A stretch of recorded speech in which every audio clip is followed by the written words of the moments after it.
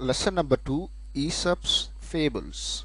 Fables are short stories that have a moral or message for us, something to learn and keep in mind as we grow up. Most of the fables have animal characters who think and act just like human beings. It is believed that many of the fables were first told by a wise person called Aesop. Fable means a short story that teaches people something. Aesop lived hundreds of years ago in a country called Greece. His stories became so popular that people passed them on from generation to generation. Many proverbs and sayings that we use today are based on these fables. Here are two well known fables. From generation to generation means from parents to children through the years. Story number 1, The Stag at the Pool. One day, a beautiful stag came to a pool of clear water. Stag means a male deer.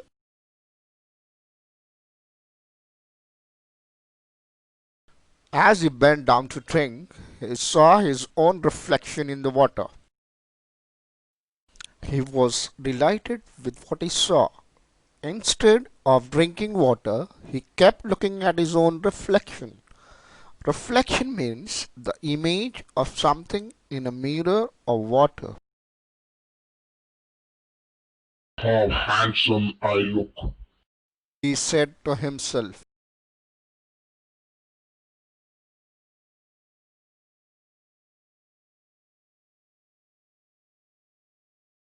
How beautiful are these curving antlers. How they add to my beauty. How graceful they look. Antlers means horns that grow on the head of a male deer, that is, a stag. Then he moved nearer and saw his legs reflected in the pool. He was quite disgusted. Disgusted means feeling strong dislike or disapproval. Look at my legs. Oh, they are so ugly. All spindly with small feet. Spindly means very long and thin. With a quick turn, he bounded away. Bounded away means to run with long steps or to leap forward or upward. His legs carried him swiftly into the forest. Swiftly means moving with great speed. The hunters were hot on his trail, but they were no match for his speed. Hot on his trail means very close to him, about to catch him. Soon the stag left the hunters far behind. Safe and out of hunter's reach, the stag slowed down. Suddenly, without realizing it, he walked into a thicket. There were trees with strong branches growing close together. Thicket means a large group of trees, bushes, etc. growing close together. And alas, the same antlers of which he was so proud got caught in the thick growth. The stag tried to shake himself free, but the more he struggled, the more entangled his antlers got in the branches. Entangled means got caught in something. Once again, the stag could hear the hunters drawing close and grew afraid. Drawing close means coming nearer. At last, with great difficulty, he managed to free his antlers and bounded away. I realize now that my ugly fate saved my life. I was so proud of these handsome antlers, but they would have been the cause of my death. Very often, we dislike the very things that are most useful to us.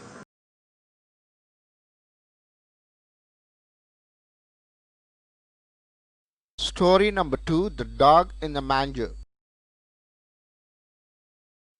Once a dog was looking for a nice and comfortable place to lie down. He came to the manger of an ox and jumped onto the hay to rest. Manger means long open box in a cattle shed. Cattle eat hay kept for them in the manger. Hay means cut and dried grass used as food for animals. It was a very hot afternoon. After a while, the ox returned from the field. He had worked hard in the hot sun and was now quite hungry.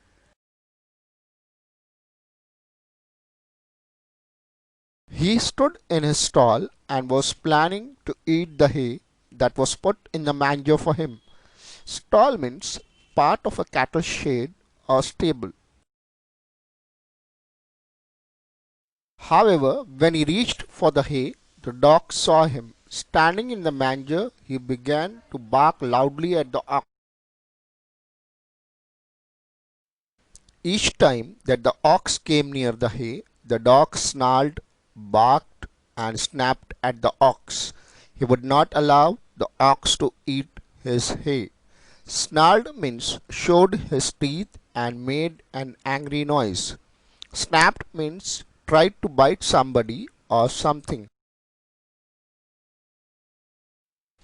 Oxen are generally peace-loving and patient animals, but finally the ox got upset and spoke firmly.